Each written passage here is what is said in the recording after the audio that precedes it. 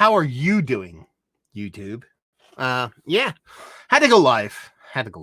I was doing a little bit of live streaming with the UK guys, a little bit of the European dudes hanging out and just kind of talking stuff and hanging out. But I kind of wanted to do like my own thing, actually, like sit here and talk to you guys because a bunch of stuff has happened over the past couple hours and in days, mind you, and it's worth talking about as a person that like loves the world and loves people in general.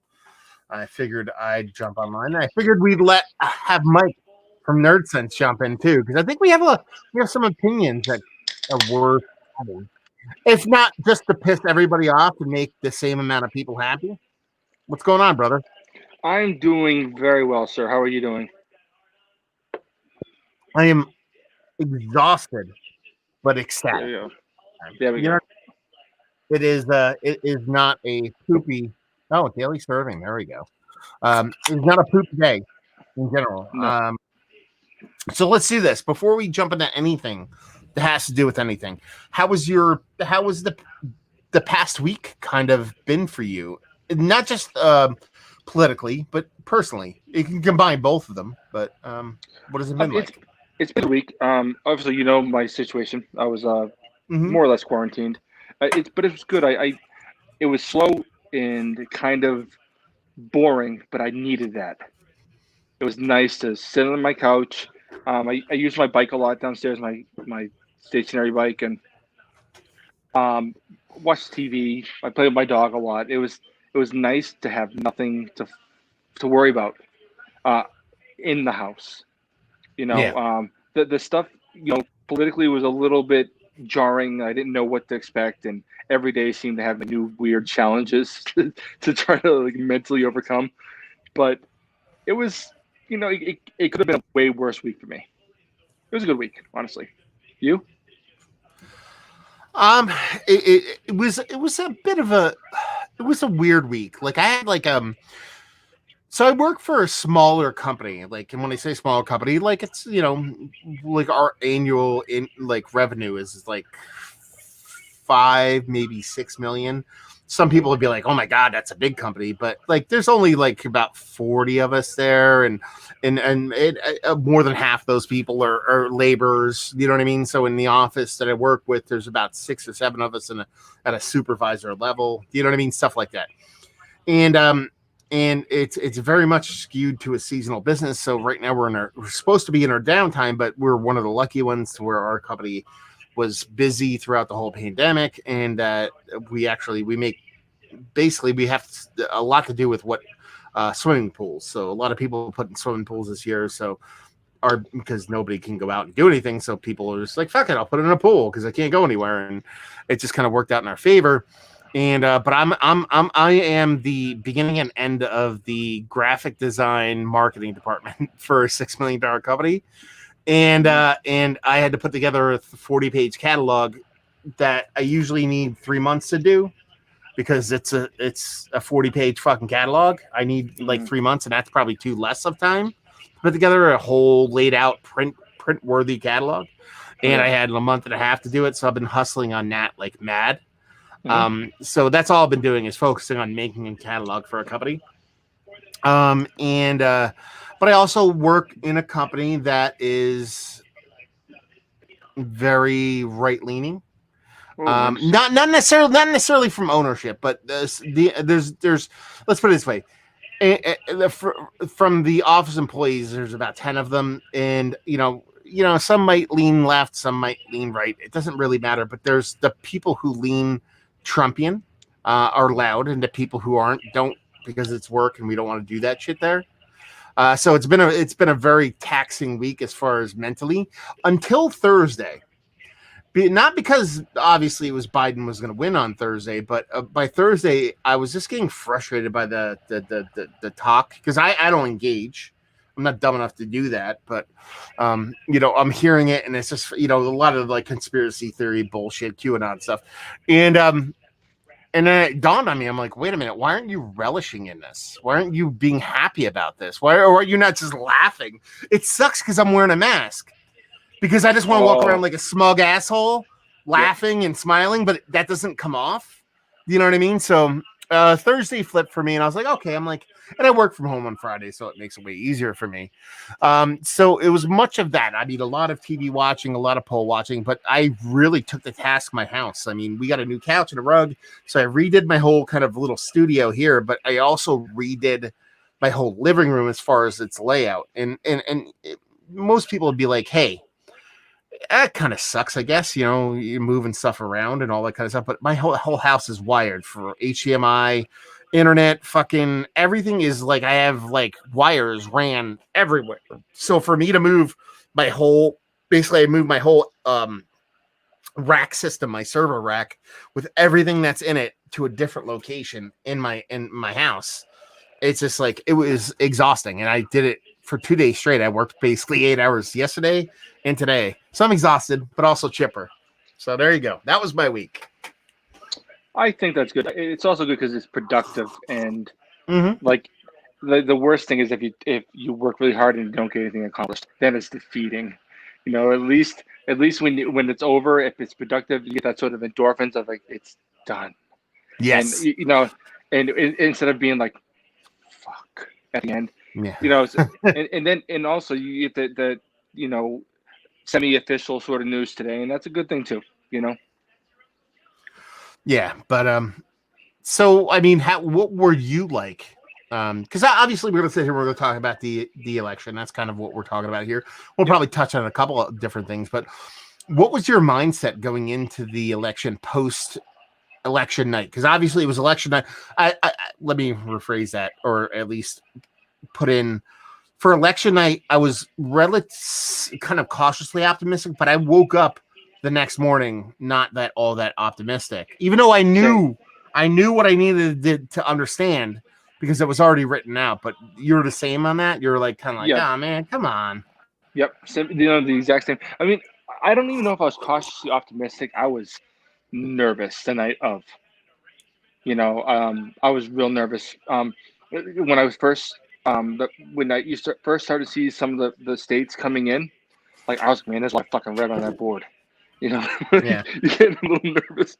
You know, and so I was, and honestly, because you know, I think in a world that I'm like any time, if you had a presidency this catastrophic, it would be a landslide like the next time up. And when it wasn't, I was a little nervous. You know, it just wasn't that fucking pleasant for me. The next morning was a little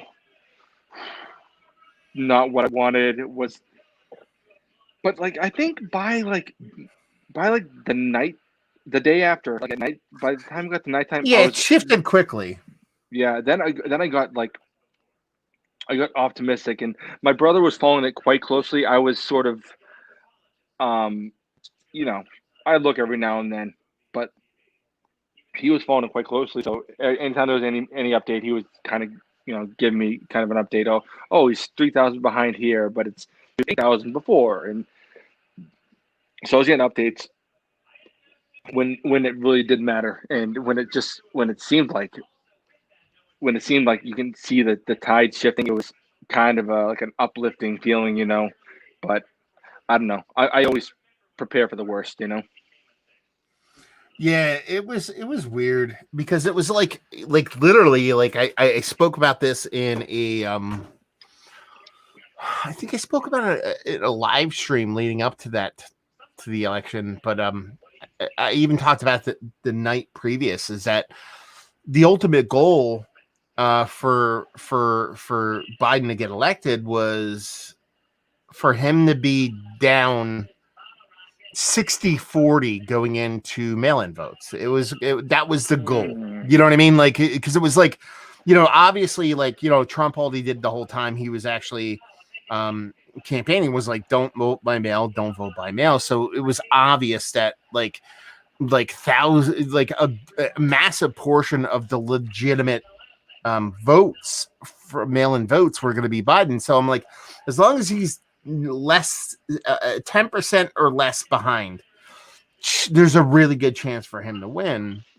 But I didn't heed my own warning. I woke up the next morning going, "Oh, I don't know. We'll see what's what." And then, but then once you realize that it was like, states like that I used to live in, Pennsylvania, that didn't start counting the votes till a day after, essentially.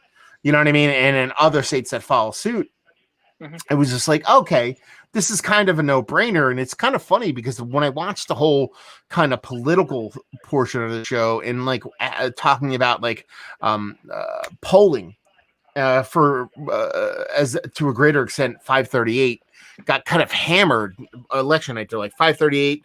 Their polling sucks. They're idiots. They don't know what the fuck they're talking about. They're like, oh yeah, Florida's going here. This is going there. They're like, they're idiots. They're wrong. But when all the dust settles and it clears, they're like, they're kind of really fucking right. The only state that really kind of disappointed was Florida. That's really the only state that really kind of missed, because if you talk about states that Trump won previously, you're talking about Michigan, you're talking about Pennsylvania, you're talking about Arizona. I mean, they're kind of once you got into the mail-in votes, which were obviously and without question legitimate, it was kind of like, okay, it wasn't so much that how do I phrase this? It should have been called way earlier. It's just everybody was afraid to call it. It almost seemed like there's a standoff, like a gun. Everybody holding their guns out, going, "Who's gonna fucking call it?" Like it should have been called 2 days ago. Yep. But it finally took the Associated Press, which is like the least leaning, uber neutral fucking source you could possibly think of, going, "Okay, it's going there." And then once they said that, everybody's like, "Okay, we're going here, we're going there," and everybody from Fox News to ABC were like, "Yeah, it's fucking over." You know what I mean? Stuff like that. So, yeah, it was definitely a roller coaster. But in the grand scheme of things, once you step back and look at it from a wider view, it's like life. It's anxiety. There was no big. There wasn't issue. There was nothing to worry about, but we worried about it anyway. Yeah, I don't know. I think it was easy to fall into that because of knowing what the consequences are of.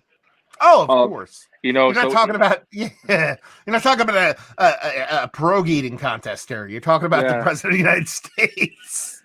So like the idea of that guy, well, be nice today. That guy having 4 more years was really kind of terrifying to me. Like just the amount of damage he was able to. I mean, like there's like serious damage done to democracy and the idea of like legitimacy with voting and like just this idea that even just this idea of fake news is just fucking crazy. And this isn't something that we had 4 years ago. I guess it's just over 4 years, but this idea of like what is fake news or what is not is ridiculous. Yeah. I mean, the whole that, and honestly, that was really the I want to say the poopiest portion of the show, but like the thing that like stuck out, I guess you would say, for me, which was like the setup, like the whole time he was trying to set it up to where it was set, it looked like fraud. It looked like illegitimacy, to where it's like, oh, this is wrong. And there was so much time spent on that. You're like, okay, it has to go the other direction. You know what I mean? Because he's spending so much time on teeing up the fact that it'll be like, oh, see what I said for weeks going. It's going to be wrong. It's going to be fake. And be like, no one who thinks they're going to win actually does that. You know what I mean? It's the only person that thinks they're going to lose does that. So, yeah. Yeah, it's just been I don't even know if roller coaster is the right way to put it, but I mean, I understand the metaphor. I just been weird to how I would say, because it's almost like that first hill on the roller coaster, just like what the fuck that morning was, and then once you got by midday, then it was almost sort of just optimistic instead of weird. You know, but even the next few weeks are gonna be weird. I mean, he's not going to concede. It's gonna be some weird fucking nonsense in the courts. It's just gonna be kind of mostly unpleasant news for the next, week or longer. I'm sure.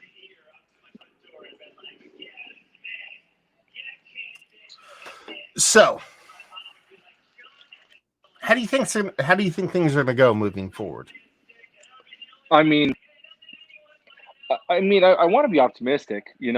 Like I just saw McCain's concession speech from '08, and I was really really impressed. Yeah, I know with the language. Exactly. Oh, it was so good. And I do think that there is weight to those types of speeches where where you aren't trying to sow discontent and discord. There's weight to it, there's strength to it.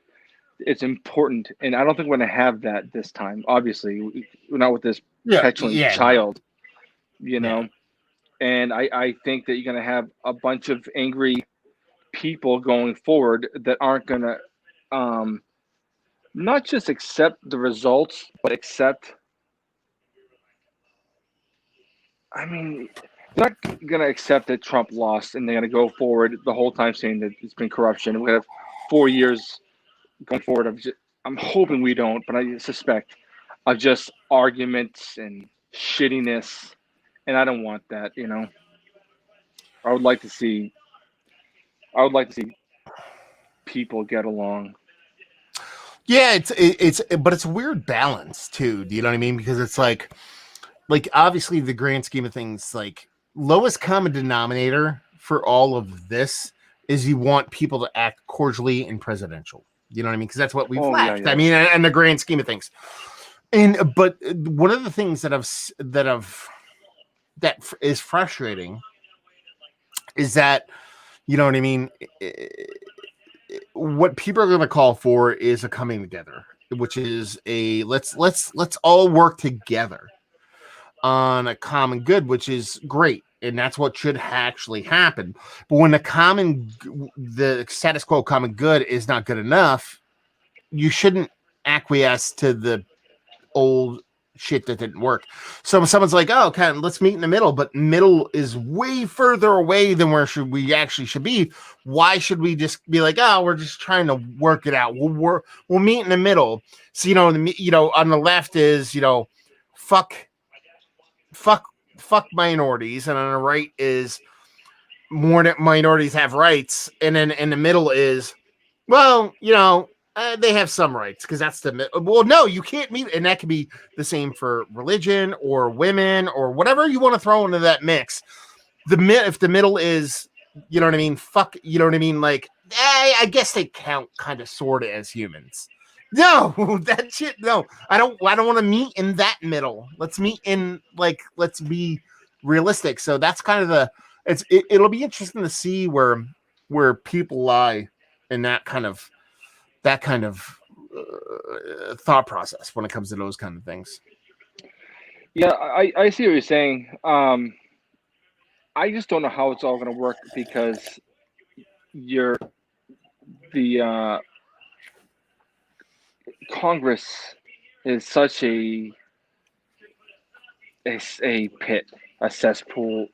Yeah, it's gonna be so hard. You're gonna have these dummies filibustering and just causing dissent without really just cause. They just causes that they just don't like you, and that sucks. Well, but here's the game changer: is that as much as you view it as a negative, Trump. I don't even like saying his name. The guy who's currently in the White House. Orange guy. Yeah, Agent Orange. He fucking he went so far with executive orders and in trying to surpass what everybody else did. That's kind of a playbook that needs to be followed. Not because it's a matter of let's circumvent law. It's a matter of just trying. It's not even And here's the thing. Biden isn't going to go for, he's not going to be elected at a second term. He never said he wasn't, but he's going to be in his 80s. He was going to be a lame duck president. He can't say that. But at the same time, like his job isn't to move forward. His shit is to repair everything that was fucked. Yeah. So to tee it up, hopefully to somebody, I don't even know who that fucking is. I don't know if that person is going to be a Republican, Democrat, fucking Green Party. I don't fucking know who that person is to fix everything, to be perfectly honest. Like, I'm not going to sit here and say 4 years from now, I'm going to vote Democrat. I probably will. Mm-hmm. But I don't know if that's going to be the change that needs to be done.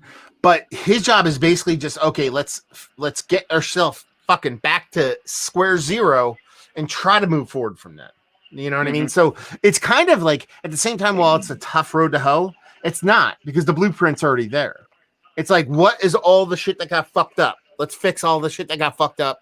And then next term, whoever it may be, we'll move forward from there. So hopefully that actually happens. And here's the thing too, is that, you know, obviously Trump wasn't a Republican, you know what I mean? Like, a lot of like fucking hard-nosed crazy Republicans, like, I know that fucking are like, this guy's a fucking piece of hot garbage.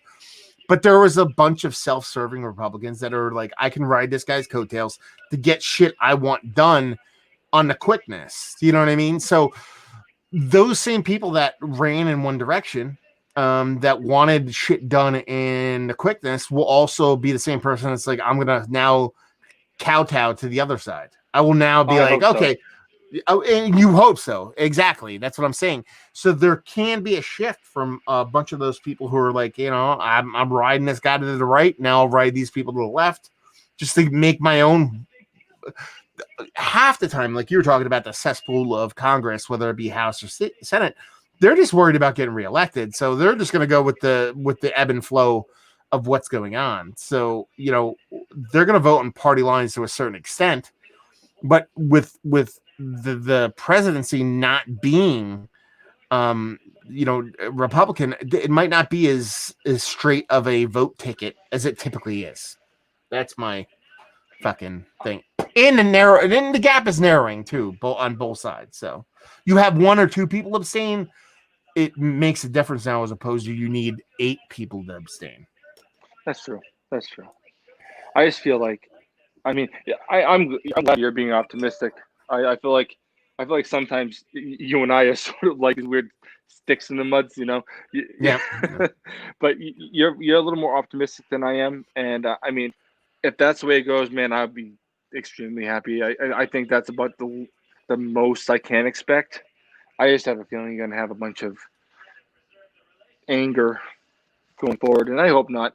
I feel like Biden has been sort of like characterized as this like psychopathic left-wing nut, and he's pretty,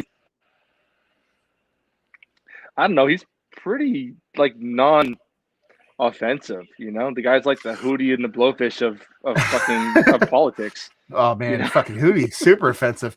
No, what you're hitting at is exactly correct. Like, and this is just like, you know, we're kind of just going into super analogies here, but like, I 1000% know that I was walking down a pathway and there was nobody around, and Trump was behind me, and I accidentally dropped a fucking $100 bill, pick it up, put it in his pocket, and keep walking. Oh, that's true. I'm almost certain that if I did that with Joe Biden, then he might be like, hey man, did you drop this? That's the core difference. Yeah. I think there is just a level of morality that one should expect from a human being. One of them has it, and one of them doesn't, and that's just the end of it. You know, I think there's, I don't think, I honestly, I just don't even think that there's been any expectation in any part of his life to be decent, ever. No. You know, and it's not even like a matter of conjecture. It's not like we're guessing that he's indecent. He's literally on tape being indecent. You know what I Yeah, mean? you're Like, right. it's not like us like assuming he's indecent. Like, oh, I think that guy behind closed doors might be a douchebag. No, it's like literally on tape, visually, video and audio on tape, him being a fucking hot garbage piece of shit human. So it's not like like we're making shit up. It's literally on tape. You know what I mean? Like of him being like one of the worst fucking pieces of shit in the universe. So it's like, okay. And then how, like, you know, you talk about like from the right wing, they would try, oh, Joe Biden, 47 years in government. What have you done? Well, show me one time in 47 years where he's a red hot asshole who talked down to women and made fun of, you know what I mean? There's some obviously like subtle like things be like, well, he kind of sided with segregation and certain things, and you can actually talk about those things, and there are topics worth talking about because when you're in government in the 70s and 80s, you know, and sometimes there's going to be things that come down, like, you know, there's great movies I watched from the 70s, 80s, you were like kind of like, they made this is a great movie, but they made a wrong choice in the way they did these certain couple things. But they're still really good movies. Dude, watch Lethal Weapon. There's like 5 different moments of that one. You're like, yeah. So it's one of those things where it's like, you know, you don't want to go, hey, he's just my grandpa, he doesn't know what he's doing. But there's to a certain extent that exists. But then when you combine it, go ahead. No, I also think that they're like, you know, I feel like there's a weird thing in politics where like if someone changes their viewpoint, they become a flip flopper. But I also think that like I understand if you're saying from one week to the next or something, but if you presented with evidence or where you change your mind, that's not flip flopping. That's just growing. And I do think if you're in politics for a long time, you're starting up in a place that maybe you're not at 40 years later, 30 years later, whatever it is. I do hope that you grow. I hope that if I had the things done politically that I thought about when I was 18, half my life ago, I mean, that's problematic. Like, I should not feel the same way about things at 36 years old that I did at 18. Over time, your opinions should change. Your I don't want to say beliefs, but like the way you feel about the world should be changing. You should be able to grow. You should not be like the things that we were able to say to each other, like it's real offensive, real bad. Like the things that our regular insults in high school to each other were really fucking horrible things. I think about them now. I mean, I don't know, like maybe we should have been saying those things to people. Like they're mean things, you know. Speaking of mean things, so we have a bunch of comments. We gotta go through comments. Mm-hmm. So we have Clover of Luck chiming in, fuck Biden. But even better than fuck Biden, we have him chiming in with this that he deleted, by the way. But this is an email to me, as you can see, and it said, "No wonder I don't like you. You a beast, leftist loving cuck." So that is his kind of thing. So we'll kick him from the chat, so that way he can't comment anymore. And anyway, but let's actually go into the comments because there's a ton of them actually. I don't even mind someone disagreeing with us, but I want it to be civil. I don't want someone fucking jerky. Okay. Yeah, and that's the thing. Like it's about being able to have a conversation because I'm that guy, and I assume you're the same guy as me, Mike. That when I'm in somebody's space, whether it be individually or in a group, and someone's actually like super fucking hardcore on a point, I'll almost immediately gravitate towards the opposite and argue the opposite. Not necessarily because I agree with it, but just to be like, let's talk about it. Let's no, why are you saying this? Why can't it be like this? I don't even agree with what I'm saying right now, but I want to have a conversation on why you're saying is absolute. You know what I mean? Why you're the same fucking guy? I know you're the same fucking guy. Yeah, remember we had that bib thing a while back, and I kept saying, "Listen, hey, devil's advocate," and I was trying to ask questions like, "Hey, let's get a conversation going," because it's easy to just sort of like to sit there and be hardline on where you are. Like I want people to have an opinion and have thought it through. It sucks if you just sitting there and spouting basically. I mean, company line's the wrong word, but you know what I mean. Just having having a couple of words. This is how I feel, but there's no reason for it. I want people to talk about stuff. I want conversation. I want people to if they have an opinion to know what they're talking about to a certain point. You know. Yeah. Right. No, dude. Same boat, baby. Same boat. Matt Kresge signs in saying, "Hey, Matt, how you doing? Drinking indistinguishability hazy IPA. No idea who's that from." Vanessa Kitty signing in saying hi. And Matt saying, "Hey, Mike, hope you're feeling better. I had a family member test positive, but no signs." Okay. I didn't actually test positive. Someone I worked with did. So everyone that worked around him had to be quarantined. I was negative. I felt fine. My wife was negative. My brother's negative. We're all we live. I live with my brother as well. We're all clean. It's good. It's just. I do appreciate the well wishes though. We have Vanessa saying hi, Matt, and she actually says almost 80% of all eligible voters voted. Not since 1900.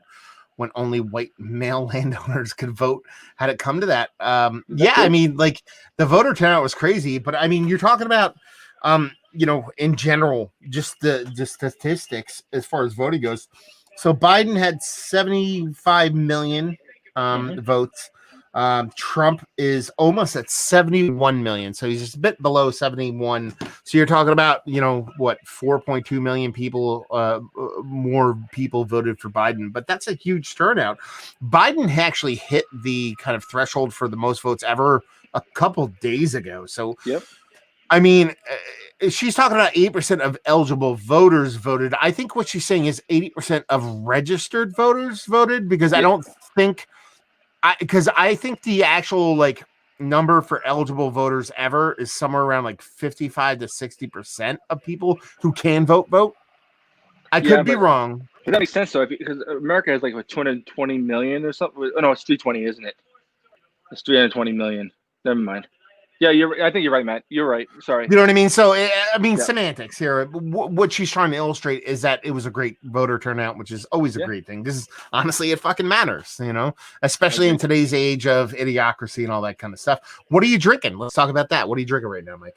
I just finished my glass. I should probably go get another one. But this is daily serving, the Berliner Weiss with mango and passion fruit from Trillium. It's really, really good. Well, really I'm gonna.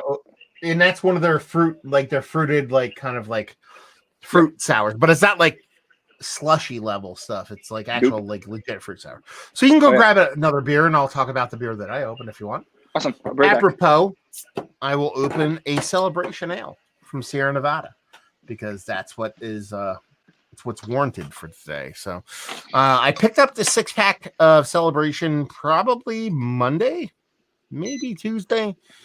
And, it was right before the election I actually got it. And I said, you know what? I'm not going to open one of these unless the right person wins. And by that, I mean the left person. But if the right person wins, and they won. So I opened one earlier, took a picture, threw it on the old Instagrams. And now I am opening my second one. This is one of my seminal, seasonal beers. This is when I see this beer hit the shelves, I know it is fall. I know it is winter. And I am getting super pumped for just awesomeness. I mean, just the best time of the year. It's they said they first celebrated this IPA. It's a wet hop IPA, and they made it in 1981. It's just a rich, wet, sticky, delicious hopped IPA. I will drink this to the day I die. And oddly enough, fun fact, this beer is awesome aged. If you age this beer, it's fantastic. It's not a huge beer. It's coming at 6.5. Is it 6.5? I think it is 6.8. Sorry, but that is fantastic. So Mike is cracking in a little bit of Black is Beautiful. Who made that one? This is 3 threes. So what you're saying is you're drinking a Keith beer? Entirely possible. I got so many of these from so many people, and I sort of lost track of where they were from. That is 1,000% a Keith beer. Because there's 3 threes is in New Jersey, and they don't distro. They barely distro in Jersey, and they're not super popular. So it's not like someone's like, "Oh man, you got to try some 3 threes." Keith. I haven't taken a taste yet, but man, it smells so good. Have you had this one yet, Matt? I probably did, but I forget. Yeah. Anyway. Yeah. Thomas from Window Beer Review saying hi. Oh, wow, that is delicious. Holy crap, that's really, really good. Matt saying I don't talk politics, but he enjoys the change. Fair enough.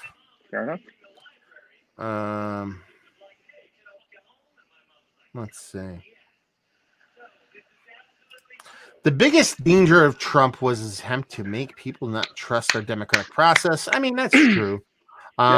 White out the trust of the process and what we do. And he actually said, I think he actually put, that was Daryl actually saying, I'm worried about all the young QAnon members who were just elected.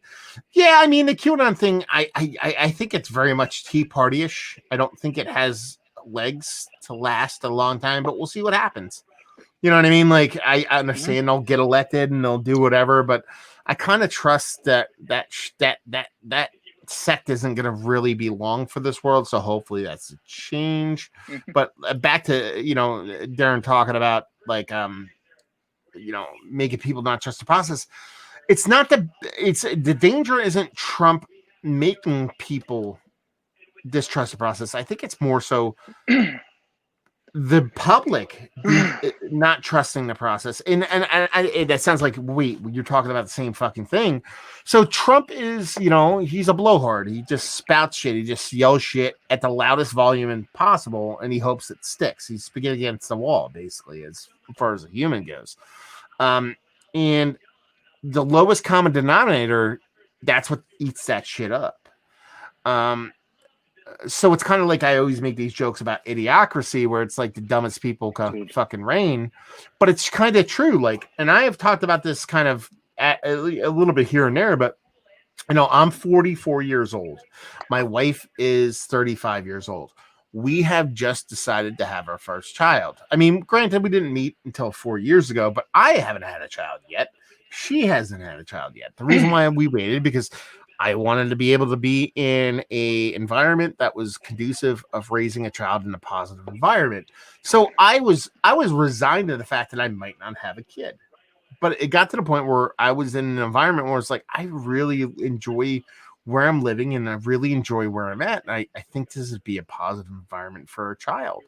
That took me 44 years to get to. Then you have Cletus, who just smashes every girl he could possibly see without a condom and drops 19 kids and 14 different women, and he's dumb as fuck. And each one of his kids, because genetics is real, and each one of his kids are probably dumb as fuck.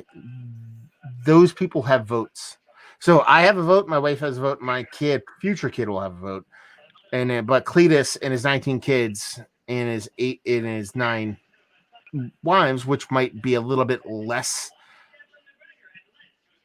impressive on an IQ scale, have the same level of vote. That's where things start to get scary. So you talk about people that literally gobble up the bullshit that Agent Orange turns out. He has a larger, his voting base, and whoever's in the future of this has a larger swath of people that want to vote for him, because dumb motherfuckers have more kids than smart people. So it's like, at what point does that tipping scale get to the point where the dumb lead the world, which is basically the plot point of Idiocracy? So it's kind of getting to that point where it's like, I understand like democracy is a great thing, but no. Anyway, let's see.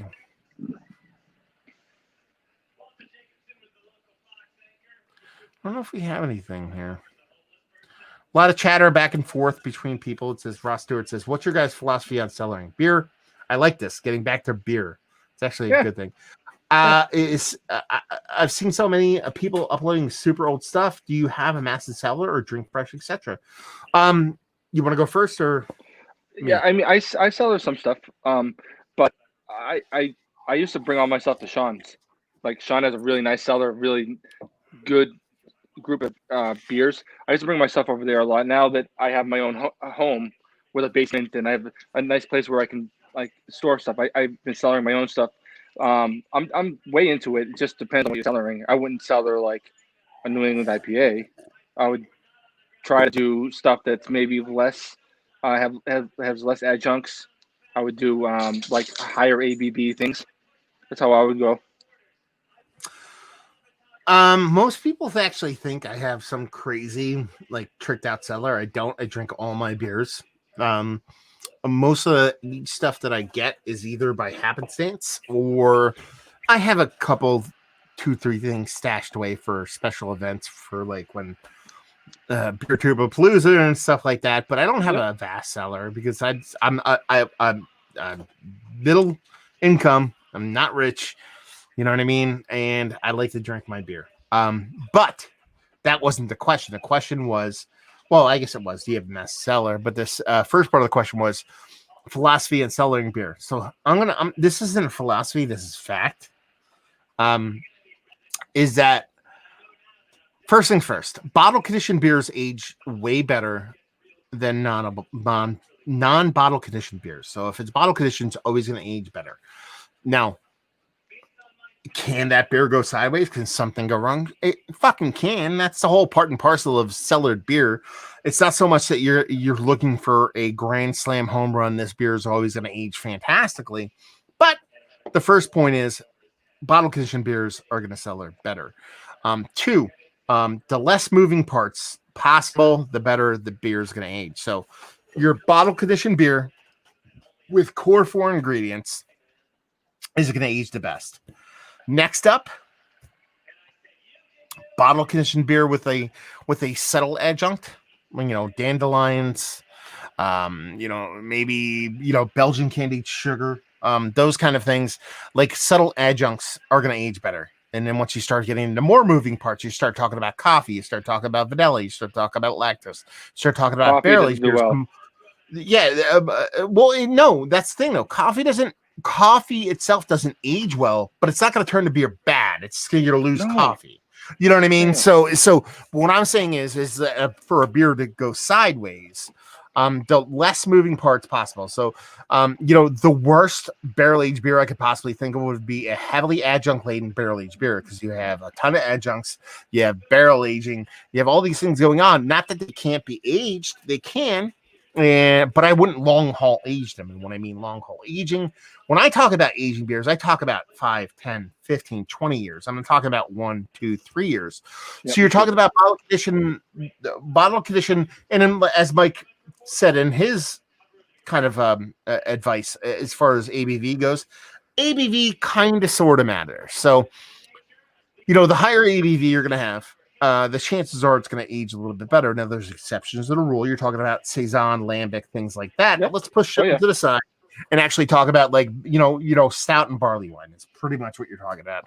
So you're talking about like this shelf up here is all my favorite aged beers. So you're talking about, over here we have a bit of Thomas Hardy. Over here you have J.W. Lee's, and over here you have North Coast Old Stock. You're talking about bottle conditioned English style barley wine. Done and done. Those are going to age fantastically. Outside of that, a lot of Imperial Stouts, Russian Imperial Stouts are one of my favorite beers because they have that added bonus of having a huge hop content to it. So you're talking about Old Rasputin, even though I'm not a big fan of that beer, Old Rasputin. You're talking about Black Albert from the Struce. Talk about Courage, Imperial Stout. Those kind of beers are always going to age more often than not pretty well. Belgian beer, you start getting in that adjunct level to where you have that beet sugar. That most Belgian candied sugar is made of beets. So then you're talking about a bunch of your Belgian kind of darks. You're talking about darks and quads, your Rocheforts, your Saint Bernardus, your Westfälens. Those kind of beers are typically going to age pretty awesome. They're never going to age as great as a fantastically old German Shepherd, but they will age pretty gracefully. And then you start to kind of roll a little bit of dice here and there. You're always going to roll a little bit of dice with aged beer.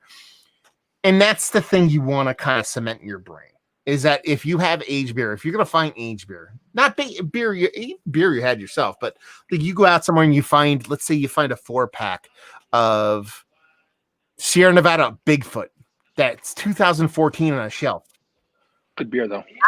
I would roll that dice on that beer. If you drink it, It might be sideways. It might be kind of whatever fucked up. Who knows? People could have been picking that 4-pack up and down for fucking 8 years, just shaking the shit out of that beer, and that can affect it. It could be in the window with light. It could. It's not refrigerated. You know, you don't want to refrigerate beer, but you don't want it cold. You don't want it hot. There's a lot of factors go into it. But the most important thing when it comes to aged beer for me is be okay with the losses. Like if you crack an aged beer, you drink, you pour it, 0 carb, oxidative, fucked up. You don't go, I hate this. I want my money back. No, aged beer is a gamble, and that's where you have to leave it lie. I've had a few of them that went way sideways. I'm like, motherfucker. I had one on our last live stream that was trash, but it came up. It was my fault. It wasn't the beer's fault. I shouldn't have aged it. It said on the bottle, don't age, and I said, well, I'll have it later. And every time I said I'll have it later, it just went longer and longer and longer and longer. Fuck me over. You know, I fucked me over, not the beer. So who lives with you? Is it your brother-in-law or your brother? He's right back there right now. Yeah, that's my brother right there. His belly stretch in the background. He like did it on purpose to where his oh man, he's my spirit animal. What's going on, brother? He's a great guy. Yeah. Well, yeah, I mean you're decent, so I assume he's okay. Sorry, Matt. Back to somebody said this somewhere earlier about genetics, and like genetics are real. I agree. We came from some piss poor genetics, I assure you. Wait, you're Blackbeard, he's Redbeard? Is that how it works? Yeah. I'm a little. I think a little more strongly from my father's side, not personality wise, but like physically. Josh is a little more from my mother's side. I mean, I know that genetics are a gamble and all that stuff, but he's more allegedly. When we were born, our parents were teenagers, both of us for the most part, and but we didn't have any grandparents really at that point. They'd already passed away. So I never really. I met my grandfather, but he died on my 3rd birthday, I think, but all my other grandparents were already dead by the time my parents did the dirty deed that created me. Like my dad's parents were both dead, and my mother's mother was already dead. But I know that like they were like blonde, red hair kind of, and my dad was brunette, black, or so. Okay. My dad had this weird thing to where my dad had the same color hair as me, but he had a super vibrant ginger beard. Huh, so he had like that. Weird. Yeah, he had this rich brown. I mean, I'm making fun of him. I got fucking Santa Claus here with the white beard and the fucking brown. But yeah, he had this super ginger beard, man. It was crazy, and it's like it didn't occur to anybody else in my family. Like my brothers and sisters, like his previous family, like it was an anomaly. You know. Speaking of your beard, I watched one of your older videos not that long ago. That beard was way different then. Yeah, not even long ago, dude. Look like only like. So I met my wife about 3 years ago. Look about 3.5 years ago. Yeah, it's a lot more dark. There's a lot more dark, and I just had that skunk streak down the middle. That's all I had. And everything else is dark. But yeah, Papa's getting old, man. Papa's getting old. Yeah. It's strange how people. It's coming for you, man. Oh, it's coming for you. How old are you? What are you? 36. 36. Yeah. Well, yeah, you're still pretty dead on dark there. So I think you're doing a little bit of just for men, but we'll. No, I'm not. If I start picking through like here and here, they're coming through. I don't have long. You know, it is weird that I saw a commercial earlier where I was like, that looks pretty good, but I wouldn't be able to do it because I wouldn't want someone pointing it out to me. Oh no, dude! Like I would totally 1,000,000,000% do just for men because I think I don't know. I don't know if it's whatever it is. I would do it, but it's that stark contrast that people would be like, wait a minute, I knew you a year ago and now your beard is fine. So like the only way I would ever do just for men is if I like quit my job and work somewhere else. You know what I mean? To where like I would just be like, okay, I'm in. You know what I mean? Because I got a sweet baby face. You know, you don't like your face doesn't look your age. You know what I mean? No, I know I look young as fuck. Yeah, your beard looks your age, but like especially having met you in person, like I was actually surprised like how young your features are. You know, Yeah. no offense, Ah, I'm not trying to sweet gay on you, babes. but No, that's good. My wiener's getting hard. It's all good. Yeah, no, I'll take the compliments where I can get them, brother.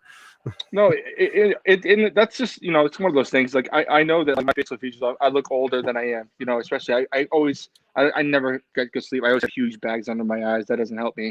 I know I look older than I am, but life's a bitch. You know. I don't know, man.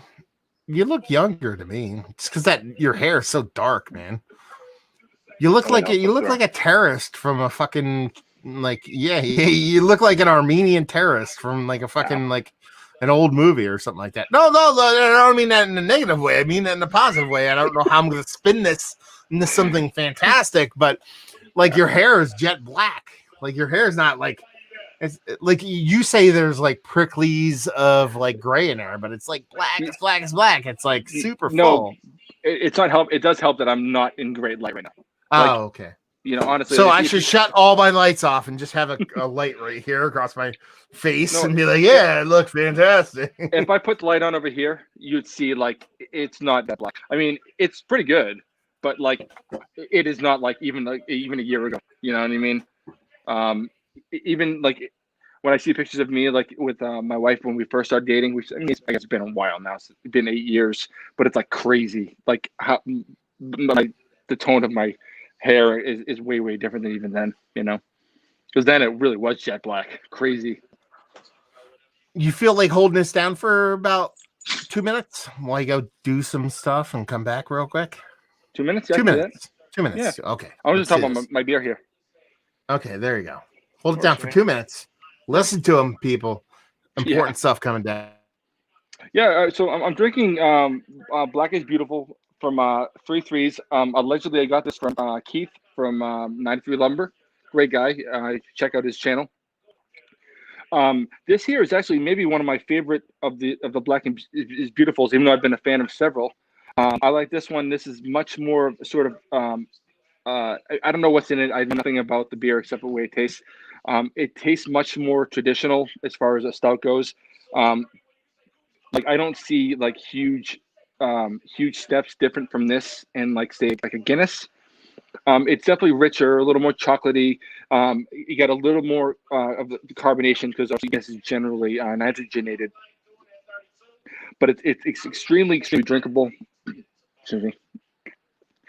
Just in even the ABV is 10%. It doesn't drink that way. Honestly, it feels like a 6-7% beer. It's got nice roasted notes, got nice chocolate, got just a hint of underlying sweetness. It's extremely drinkable. I'm a huge fan of this. I kind of wish I was able to get more. I mean, obviously that ship has sailed, but so good. Mm. The mouthful is so beautiful. It is carbonated, like I said, but it's very rich, very creamy. Just a nice, easy drinking, though high ABV Imperial Stout. Big fan. I'm actually going to move on from this one shortly to. Actually, I might move on to it now because I kind of like mixing things up. I'm a weird beer drinker.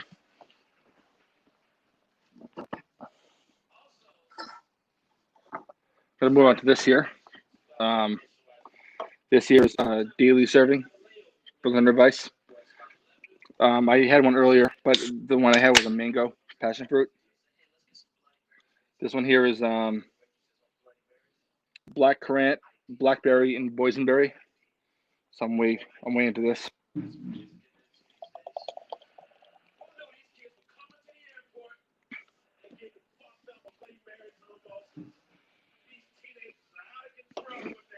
Look at this one. Look at that. It's like a rich, deep red purple. Very gorgeous. This one here is like if anyone's ever had the daily servings from William, they're very fruit forward, just tart Berliner Weisses. Um, oh, the wife's out here. I'm in trouble now. Um, This one here is very much on the side of like blackberries, maybe the most dominant part. But I'm a big fan of black currants anyway, so it works for me. It got on the nose here. You got a nice kind of tart edge, but you're definitely getting blackberry. You're definitely getting. Hey, sorry, Matt. I was I ran out of stuff to do with the stout, so I moved on to another beer. What'd you open? Another daily serving, but this time I'm doing black currant, blackberry, and boysenberry. Ah, you're hitting those daily servings, eh? Okay. I love them, Matt. I love them. So Ross asked that question previously about selling a beer, and he said he's drinking a Bourbon County brand stout, Cafe 2019. I have one of those still. I have one. I'll join you, brother. Oh, nice. I'll join you, brother. Yeah, not the cafe, but it's a 2019. Figured I'd go grab it, I'll play along, and we'll see what's what. Interesting. All mine are cellared. I like mine a little colder than cellar temp.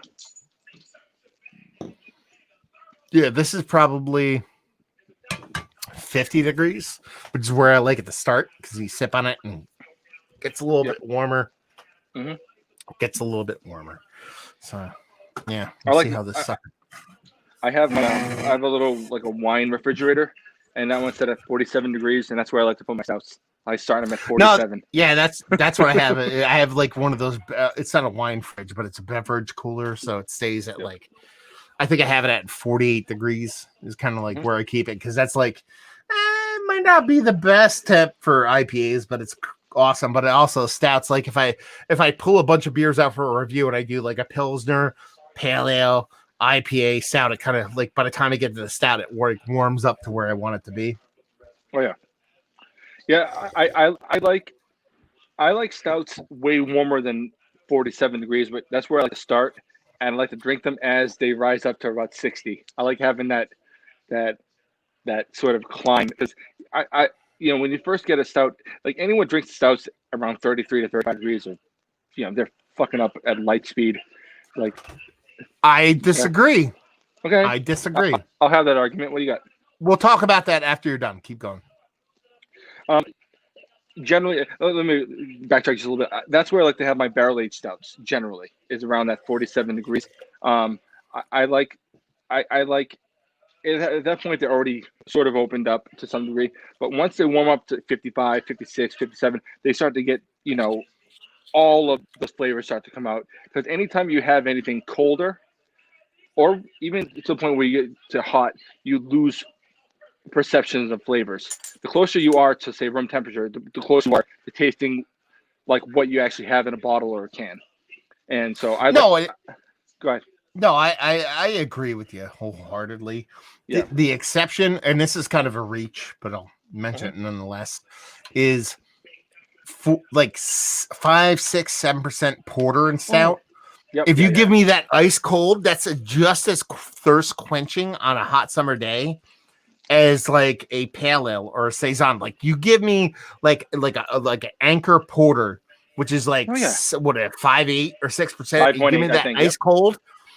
You give me that ice cold. Like that's like awesome, super cold. It's not a matter of dulling taste or anything like that. It's just a great beer to drink like that way. I would never drink this at that temperature, but yeah. So that's kind of cheating what I was talking about. But no, you're not wrong either, and that's why I did backtrack a bit myself, where I said like my barrel aged beers or like my higher ABV stouts. I want those a little warmer, But like if I have like I don't put like my night shift cow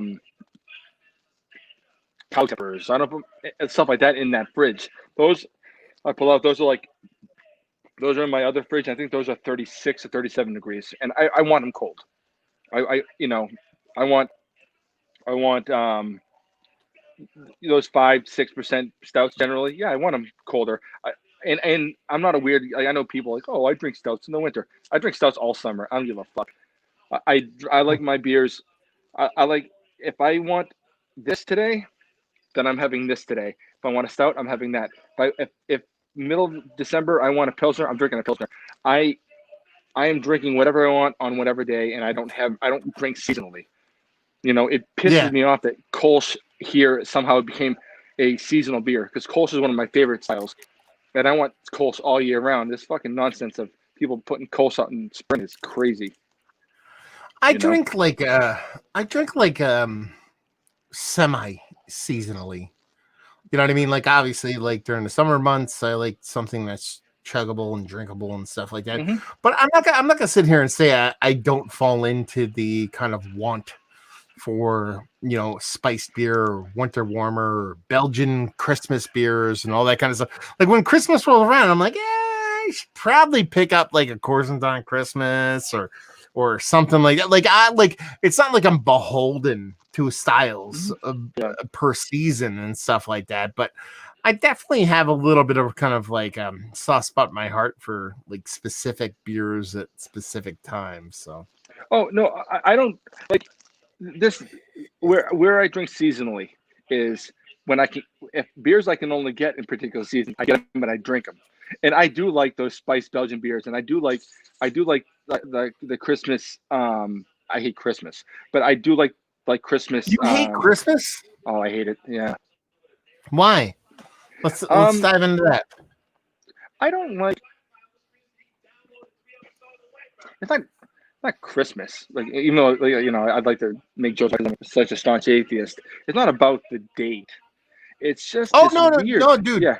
I think religion is the dumbest thing ever, and I think that fucking anybody that like genuinely is wholeheartedly into religion, I can't respect them. Like, that's how far gone I am with religion. Like, I hate it, but I just love Christmas. Like, I love the pomp. I love the snow. I love the tree. I love the gifts. Like, it has nothing to do with religion for me. But anyway, go ahead. Well, just like Christmas stole everything from paganism. Anyway, whatever. Well, all right. I lived in Hawaii for like I think 6 years. All right, so like I got used to not having snow around, and it was and I got to the point where I sort of kind of missed it. I came home and I regretted it immediately. Like, it's horrible. But my thing is about that. My thing about Christmas is this weird sort of idea of what should be. Like, when someone says, "Oh, but you have to. It's Christmas." I'm like, "Fuck you. I have to do this. I have to do with family. I have to do that. I have to." This idea of when people decide that this date is about something that is, in my opinion, more or less superfluous. Like, not like people like to assign meaning to things that essentially don't have meaning. And I don't like the weird pressures of certain things. But I just don't like holidays. I don't like the idea of like for instance, like I don't buy my wife Christmas presents. Never have, not even once. I don't. No, I don't. But this thing I'm is joking. I'm joking. But this thing is, if tomorrow I'm at store X and I see something I think she likes, I buy it. Now people say, "Oh shit, it's November. I'm putting that in a box and I'll wait." I just give it to her. No, like, it was funny. Like, it was a while ago because I haven't actually been going to, like, random stops at grocery stores because I actually genuinely take COVID seriously. Same. But like pre-COVID, like, like I remember I went to this. I was driving home from a brewery, and I was driving home, and I stopped to get my wife, like, myself and my wife, and like just shit we needed, and like something to drink, fucking food, and all that kind of stuff. And I was like, fuck it, I'll get her flowers. Is this because my life? It's not a matter of like cliche, like get your wife flowers. My wife loves flowers. Like, it's not like a like, oh, you got me flowers, so that means you love me. It's like, just makes her happy. My wife too. So like, I bought them. Like, I grabbed them and I was checking out, and the guy in front of me was like, someone's trying to. He said something along. I don't even remember what he said, but he said something along the lines of like, someone's trying to make up for something that they did wrong or something like that, or whatever. And I was just like, no, dude. And he's like, what? I was like, no. I'm like, I know my wife likes flowers, so I'm getting her flowers. Like, it's not like I fucked up or I fucked somebody because I'm not an asshole. You know what I mean? Like, it's like she likes them, so I got them for her. Like, why is that weird? You know what I mean? Like, and the cashier was like, I love you. Like, she literally was like, I love you. She's like, thank you very much. So, like, she's like, I was like, yeah, like, she likes them. I'm like, that's why she get, not like as some like get out card for something I did wrong earlier in the day. Like, that's so dumb. So dumb. Once in a while, I mean, this isn't like something I've done 1,000 times, but once in a while, when I pass the exit where my wife works from work, I work further south, I will go a little further to the next 2 exits or so. There's a store. I'll buy her flowers. I'll drive right back and deal with like, stupid amounts of traffic because it sucks at that time to get off at her exit and leave flowers on her windshield because I know it makes her really happy. You're a Stuff good like guy. that. Yeah, well, I knew I liked you. I knew I liked you. I love my wife. My wife is my fucking favorite person on earth.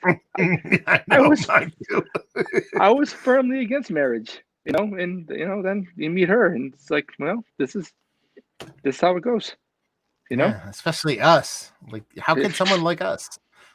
Fair enough. Dude, I am batting so far out of my league, it's ridiculous. Yeah, that's the thing. That's the whole thing. Like, the best part is my wife, like, I did so much shit over the past 2 days. It's like, thank you, I appreciate you. I'm like, I do that side-eye thing, that side-eye meme with the puppet. You know what I mean? Like, I'm totally, like, way ahead of the game here. Yeah, no, I get it, man. I think, I know I'm lucky, and I don't, I'm not fucking crazy. So, there's certain things, even just like I know every time I go to bed because she goes before. I know every time I go, she'll wake up. She'll, you rub my back every fucking night. I'm like, all right, fuck it. It's just how it works, and it's I rub her back for a couple minutes and I go back to sleep. I mean, it's things that make her happy and they're worth doing. And I'm still not buying Christmas presents.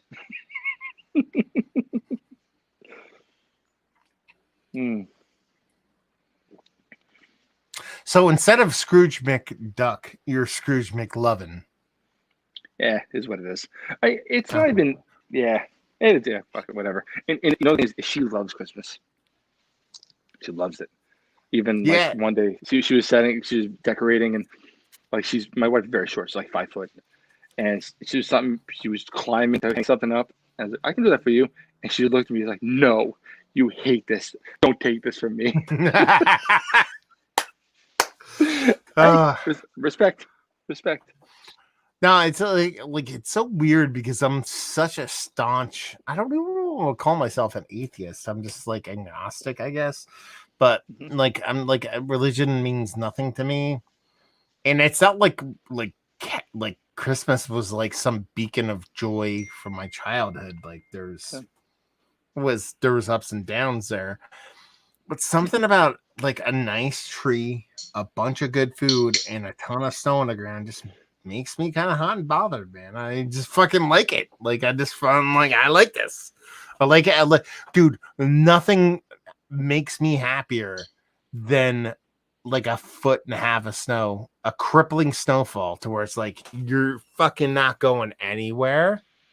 Oh, my thing gave out. Let's see if I can actually get that back. That's weird. It happens every now and then. But it's like nothing makes me happier than like a crippling snowstorm to where it's like, yeah, you're fucked. You're not going anywhere. You're stuck at home. You're done. Yeah, my wife was watching some romantic comedy. I don't know what it was. I forget. But sort of the basis start off with someone they were locked in from like a massive snowfall. I'm like, yeah, I'm down with that. Like I sort of like the idea, and now this it's not about Christmas to me, obviously, but I do like the idea of sort of like knowing that I can't leave and I'm stuck at home because I love my house that much. that I'm like, fuck it. And I look outside and it's like, well, maybe I'll go shovel tomorrow. It's a nice sort of feeling to have that kind of fuck it attitude about it, Yeah. But I tell you this much, talking about Christmas, and then if you want to get the Christmas beers, I do like lots of Christmas beers. Like when it comes to that season, like one of the things I'm always excited to get, and this is ridiculous, is I go to Trader Joe's and I get their winter beer. It's made by Okay. by Unibrew? yeah, Unibrew, yep. And it's so fucking good. I make sure I get a bottle or a couple every year. I like Mad Elf. There's a lot of things that I like about the beers, But the holiday can suck a fat one though for me. Either way, I don't want to be negative here. I love the beers. At some point, I was going to be the stick in the mud. You know how it works. Yeah. Mm. So here's the deal, man. I think I want to leave and play FIFA. That's fine. I'm done. I want to watch MMA. Who's playing tonight? Or playing? Who's fighting tonight? The main event is Glover Teixeira versus Thiago Santos, light heavyweight contenders. It's gonna be a really, really fun one. Santos is a crazy, crazy power puncher. And Santos is sort of a big puncher, but sort of well-rounded grappler as well. It could go really either way. I'm pretty excited about it. What time? Main card. The main cards start. What time does the main card start? Late. 10. I think it's ESPN. It's ESPN pay-per-view? No. Regular ESPN or ESPN Plus. It's not pay-per-view. I'm not paying for it. Oh, okay. I'll chime in. Maybe I'll actually see what's what. But awesome, dude. So I'm glad you came on. It was a fun conversation. I'm glad. I never touched. Go ahead. No. I'm glad you did. I'm glad you came on as well. It's fun. We never touched on my fucking love of Shelton Brothers. That's the one thing I actually wanted to come on here and talk about. Do you want to go 2 minutes? Let's do it. Go ahead. You start it off. So, for those that don't know, like Shelton Brothers is in Porter. They're Bleachertown, fucking Mass, and they are the king shit of fuck mountain when it comes to beer, for me at least. So when I was getting into beer, like in late 90s, like early 2000s, like it was pretty much predominantly like Belgian, Euro, German, whatever beers, and fucking that's who was the king shit of fucking mountain for me. And it's not like I was like hip enough to know. It wasn't like I was like, I'm gonna buy Shelton Brothers beers. I was just buying beers. They just happened to be Shelton Brothers beers, and over the years, like came to grow and love what they did as far as the beer world. They're the best. Interviewed them a couple times on my radio show. You can actually go back and check that in the backlog of the whole Beer Massive fucking podcast thing. And it ended up interviewing Joel and Dan Shelton. So there's three brothers, Joel, Dan, and Will. And ended up that Will's like kind of like the silent guy, and there's Joel and Dan. And they held their Shelton Brothers Festival, which is like a rotating festival that goes all over the country and kind of just introduces people to their portfolio of beer. And they held the last one in Buffalo, New York. And I was like, I'm fucking going. Not only am I going, I'm going to sit down with Joel and Dan and actually talk to them. And that's what I ended up doing. And the festival is basically like a advertisement for their portfolio, but I don't even want to talk about it in that sense because it's way bigger than that. Because there's zero kind of pump to the festival. Like Other Half was there, Trillium was there. Like there were big breweries that people would call like new school breweries there, but Cantillon, Dre Fontaine, fucking all these crazy De La Seine, fucking all these great breweries are there. And just like it's such a fantastic festival. but it just harkens to how great of their beer portfolio there is. Like I said, like I already named some of the big ones. Outside of that, Dude CL, fucking Napar beer. Like you could on and on and on. You can just go to Shelton Brothers and look at their kind of portfolio and the beers that they have. And ended up having a great conversation. Sat down with Ron Extract, who is one of the greatest or one of the originators or creators of Jester King. Ended up starting his own brewery. Sebastian from Freigeist, who does a bunch of great German beers. We sat down and talked to a bunch of different people, but we also sat down, and it was a round table that we ended up doing. Sat down with Joel and Dan from Shelton Brothers, and we talked about beer. We talked about this, that, and the other thing. And I probably have it on recording. I'll probably never release it, but because I don't hit stop until I leave. But after the podcast was done, and it was just me and Keith was there, and Dan just like, "What's going on, man?" And he's like, "Yeah." He's like, "I don't know, man." He's like, "We're not going to survive." He's like, "The way, hazy beer is going and the way beer is going in general," he's like, it's just not in the cards for us to survive. So I don't think we're going to be long for this world. I'm like, "Really?" He's like, "Yeah." He's like, "Let's fucking hang out and drink beers." He's like, "Come up." He's like, he in his pre-COVID times, obviously. He's like, "Just come up to the fucking warehouse and hang out, and we'll just sit around and drink beers for fucking 3 days and fucking talk about beer." Because that's the way Dan is. He's like I don't know, he's like Carrot Top but with class. Like if you think about that as far as like a moniker for a person. And he's just like, "Just come up." He's like, "We'll just hang out and talk about beer because this isn't going to go on that much further." And I almost forgot about it. Like I almost forgot about it because it was like, I was like, "Yeah, you guys aren't going anywhere."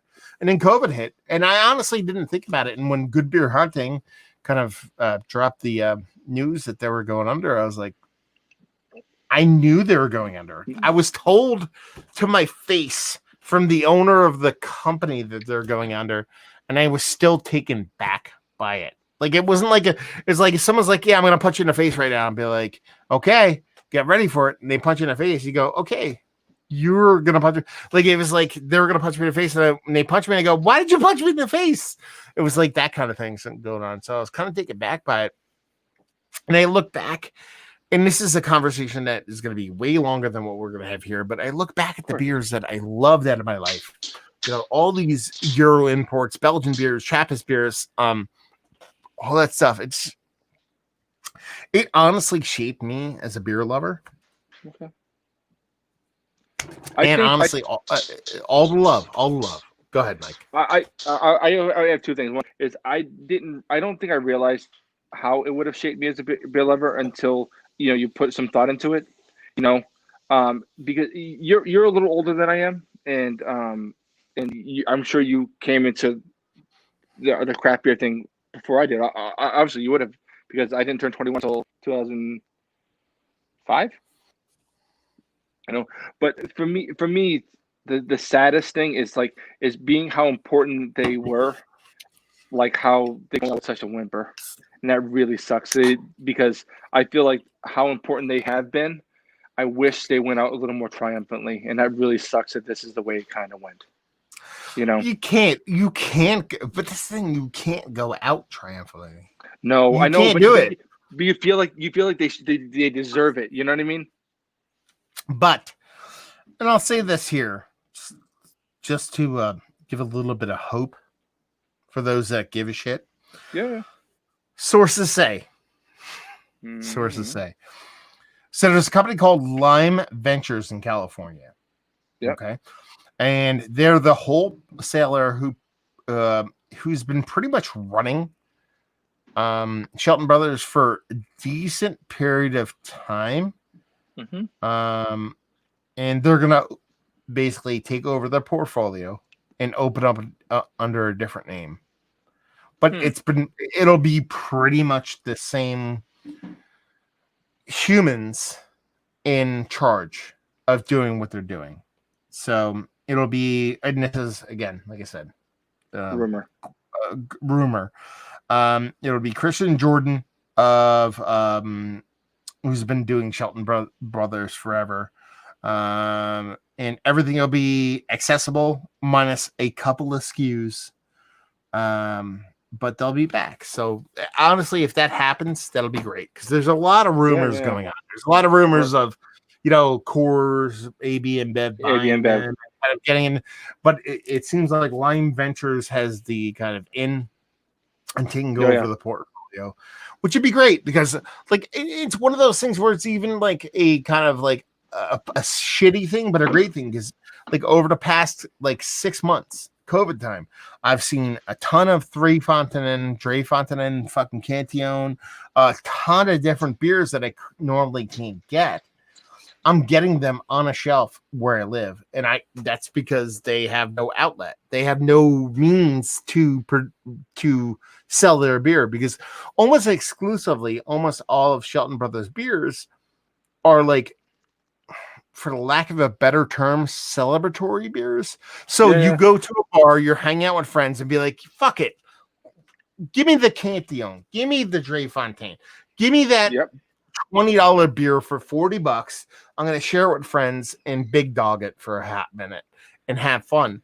That doesn't exist. You know what I mean? And pretty much all their beer has been reduced to shelfies. Yeah. So you can understand why they went away, but at the same time. Well, I know I can tell you this one. I know that if I'm having Cantillon, it's probably a celebratory thing. So I get exactly what you're saying. Yeah. So we'll see what happens with that. So there we go. We'll cut that off. Hopefully you guys enjoyed this little live stream. Hopefully you didn't get too butthurt about the whole fucking left-leaning bullshit. And by that I mean middle-leaning, because everybody thinks left-leaning is extreme left, but in the grand scheme of things, extreme left is actually more like middle. Yeah. You know what I mean? It's not even a thing. I just want to raise my family and not suffer. That shouldn't be an extreme left fucking thing. But hopefully you guys enjoyed this live cast. Hopefully you're enjoying some good beer right now. Hopefully you're watching Mike huff his glass up to his nose before he watches MMA. And I have so much stuff on my table in front of me, so I'm just leaning on my knees here. So I get it. If there wasn't a metaphor for this year, too much stuff on my table, I'm not sure what I want to do. If there wasn't a metaphor that we could close this, I don't know what it is. Hopefully see you next time. Cheers. Nice seeing you, Matt.